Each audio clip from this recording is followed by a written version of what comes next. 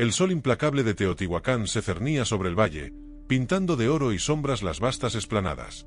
Era el ardiente verano de 1975, y en medio del bullicio de turistas y los insistentes pregones de los vendedores de obsidiana, dos almas caminaban de la mano, ajenas al mundo.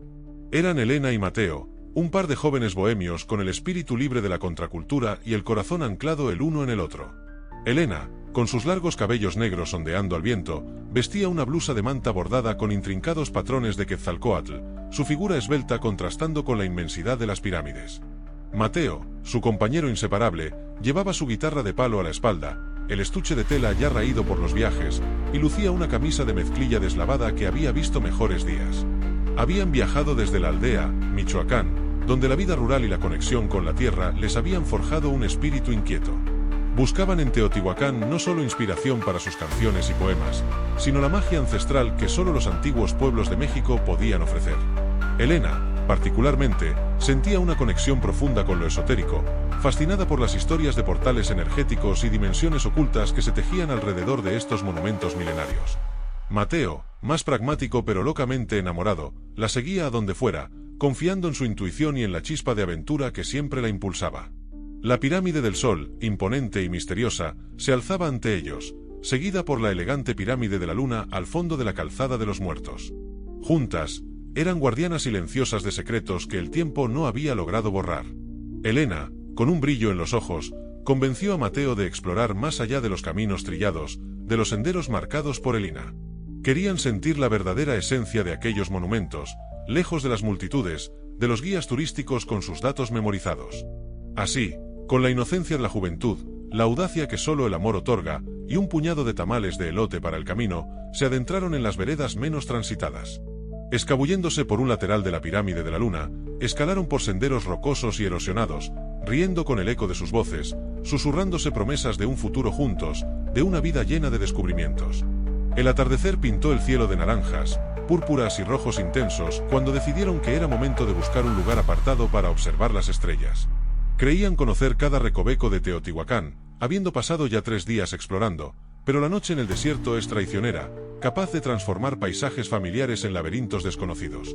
Se internaron más de lo debido, siguiendo un impulso, una corazonada que los llamaba hacia una fisura apenas visible en la base de una de las construcciones adyacentes a la pirámide de la Luna. Lo último que se supo de ellos fue una breve nota garabateada con prisa en un papelito arrancado de un cuaderno, dejada bajo una piedra en el patio de su modesta posada en San Juan Teotihuacán, en la cima de la Luna o más allá. El universo nos espera. No se preocupen. Nunca regresaron. La noticia de su desaparición conmocionó a México. Los diarios de la época, desde el Universal hasta Excelsior, se llenaron de sus rostros, de las fotos que sus familias, destrozadas, proporcionaron. Las autoridades de la entonces Procuraduría General de Justicia iniciaron una búsqueda sin cesar. Batallones de soldados y policías peinaron cada metro cuadrado de la zona arqueológica, adentrándose en túneles explorados y no explorados, en cada cueva, cada grieta que el ojo humano podía detectar. Sus familias, desde Michoacán, llegaron con la esperanza de encontrarlos, aferrándose a cualquier rumor, a cualquier pista, por mínima que fuera. Se lanzaron carteles de "Se busca" por todo el país, desde las carreteras polvorientas hasta las estaciones de autobuses más concurridas. Pero Elena y Mateo se habían esfumado como el eco de un sueño, devorados por el misterio de Teotihuacán. Las teorías abundaban, desde un trágico accidente al caer por alguna hendidura, hasta un secuestro por parte de algún grupo criminal, aunque no se pidió rescate, o incluso, para los más místicos y aquellos que creían en las leyendas de los antiguos, una abducción, el paso a otra dimensión a través de algún portal ancestral oculto en el corazón de las pirámides. El caso se cerró sin resolución, convirtiéndose en una de las desapariciones más enigmáticas en la historia reciente de México. Elena y Mateo se convirtieron en un recuerdo doloroso para sus seres queridos y en una leyenda susurrada entre los guardianes de las ruinas.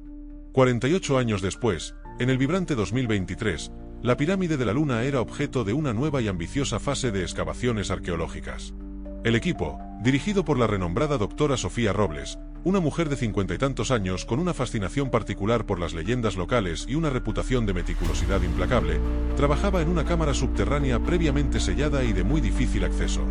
Esta cámara, ubicada a varios metros de profundidad en la base de la estructura principal, había permanecido intocada durante siglos, quizás milenios. Las narraciones de los trabajadores locales hablaban de ella como la boca del tiempo. El aire en la cámara era denso y polvoriento, con un persistente olor a tierra húmeda y antigüedad. Los potentes focos LED de los arqueólogos iluminaban glifos y pinturas murales descoloridas, revelando escenas de rituales y deidades que el tiempo había intentado borrar. Fue el joven pasante, Diego, un estudiante brillante de la UNAM, quien, mientras limpiaba cuidadosamente una grieta en la pared con un cepillo de cerdas suaves, sintió algo inusual. No era piedra, ni cerámica, ni hueso. Con guantes de látex y extrema precaución, logró extraer lo que parecía ser un fragmento de tela, sorprendentemente suave al tacto para el entorno. Con el corazón latiéndole con fuerza contra las costillas, continuó excavando suavemente alrededor del hallazgo.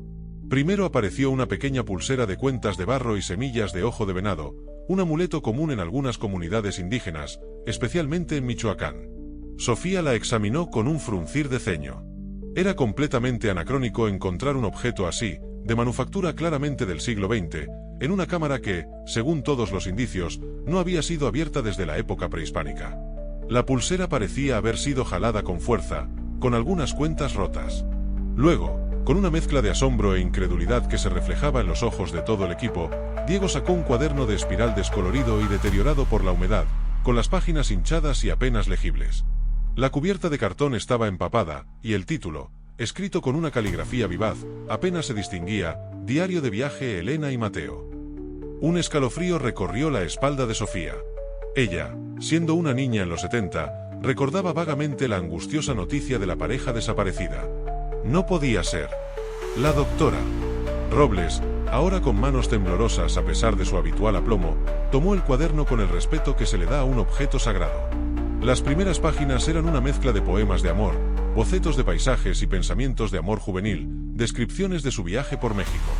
Pero fue en las últimas entradas donde el misterio se hizo carne, donde la leyenda susurrada por fin tomaba una voz. La tinta estaba corrida en algunas partes, como si hubiera sido mojada por lágrimas o por alguna sustancia extraña. El aire se enrarece, es como si la pirámide respirara. Mateo dice que siente una energía extraña, un llamado que nos atrae. Hemos encontrado un pasaje oculto, una fisura entre las piedras que no está en ningún mapa. La curiosidad es más fuerte que el miedo. El universo nos espera, escribió Elena. Y la última entrada, casi ilegible, con la tinta corrida por lo que parecían ser gotas de agua o alguna sustancia corrosiva, pero con una fecha final apenas distinguible, 23 de junio de 1975. El túnel es largo y serpentea. Sentimos una luz al final, una vibración que eriza la piel. No hay vuelta atrás. Las estrellas brillan como nunca antes, tan cerca, tan inmensas. Es hermoso, pero no sé si real. Las paredes están vivas. Mateo me sonríe. Vamos de la mano. Parece que el tiempo se dobla. Nos llaman. Junto al cuaderno, Diego encontró un último objeto, una cámara fotográfica antigua, de esas que usaban rollos de película de 35 milímetros. El cuerpo de metal estaba corroído, pero el carrete permanecía en su interior. Con extremo cuidado y la ayuda de un especialista forense en restauración de imágenes, lograron recuperar el último fotograma del rollo. La imagen era granulada y oscura, con una distorsión extraña en los bordes, pero inconfundible. Elena y Mateo, sonrientes, sus rostros iluminados por una luz extraña, casi sobrenatural, de pie frente a una abertura irregular en una pared de piedra. Detrás de ellos, una inmensidad de estrellas y nebulosas que no correspondían a ningún cielo conocido de la Tierra. No era el cielo de Teotihuacán. El hallazgo de las pertenencias de Elena y Mateo en el corazón de la pirámide de la Luna desató una ola de asombro y nuevas preguntas que resonaron en la comunidad científica y en el público. La cámara sellada no mostraba signos de haber sido abierta o forzada desde el exterior. Era como si, de alguna manera, los objetos hubieran sido absorbidos o depositados allí desde adentro, o a través de un mecanismo desconocido por la ciencia moderna. El pasaje que Elena describió no se encontró, al menos no de una forma que pudiera ser identificada como una entrada o salida convencional. Sin embargo, los geofísicos detectaron anomalías magnéticas y energéticas persistentes en la sección exacta donde los objetos fueron hallados, sugiriendo una inestabilidad espaciotemporal o un fenómeno electromagnético inusual. Algunos expertos especularon sobre una vibración particular de la pirámide, una alineación cósmica que se dio en ese momento específico de 1975, o incluso fenómenos cuánticos que podrían haber permitido su paso a otra realidad. La historia de Elena y Mateo se convirtió en una leyenda viva, un eco silente de amor y misterio en Teotihuacán. Sus pertenencias, exhibidas con el máximo respeto en una vitrina especial en el museo del sitio, no solo contaban la historia de una pareja perdida en el tiempo, sino que susurraban la inquietante posibilidad de que, en las entrañas de México, los límites entre el tiempo, el espacio y la realidad son mucho más delgados de lo que la ciencia convencional se atreve a admitir.